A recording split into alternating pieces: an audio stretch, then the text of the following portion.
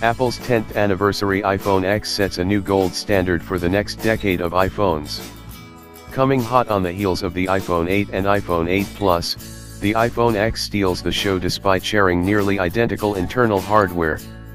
The X, pronounced 10, is a beautiful, modern sculpture, and iPhone owners finally have a reason to show off their phones again. Turn on the iPhone X, and it's easy to forget almost every other phone released this year. Apple's following the bezel-less smartphone design trend, where the edges around the screen melt away to offer an immersive all-screen experience. Technically, other phones may have slightly smaller bezels, but we like the approach Apple took here. Most of the time, anyway. The notch cut out of the screen to accommodate the front-facing camera can be a little distracting. We prefer the notch on the Essential phone, which is just a tiny black dot compared to the iPhone's wide black stripe. iOS gracefully splits the top status bar in half around the notch, and many native apps also tailor their designs to it, but it's easy to feel a break in immersion when watching YouTube videos and movies on Netflix. When the iPhone X first launched, many apps did not support the full display.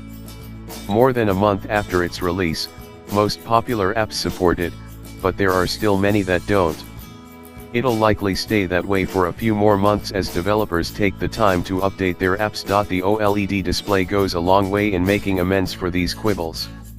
The 5.8-inch screen has a 2436 x 1125 pixel resolution, 458 pixels per inch, and it's razor sharp. Colors are vibrant, blacks are finally as pitch dark as many other OLED Android phones, and it was easy to read in direct sunlight. You'll have a hard time pulling your eyes away from this screen. As on the iPhone 8 and iPad, Apple's True Tone technology detects the lighting condition you're in, and adjusts the screen's tint to make it more readable. It works extremely well, and made the screen warmer and easier on the eyes in our harsh office lighting. The phone's all-glass rear is almost the same as the iPhone 8 Plus, except the dual camera setup has turned to a vertical orientation.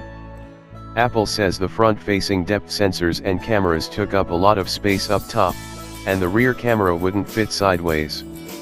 With only the Apple and iPhone logo printed on the glass, the back looks minimal and sleek.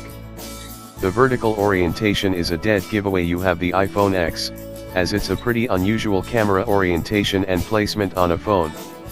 One noticeable difference is the power button, which now perhaps should be called the lock button.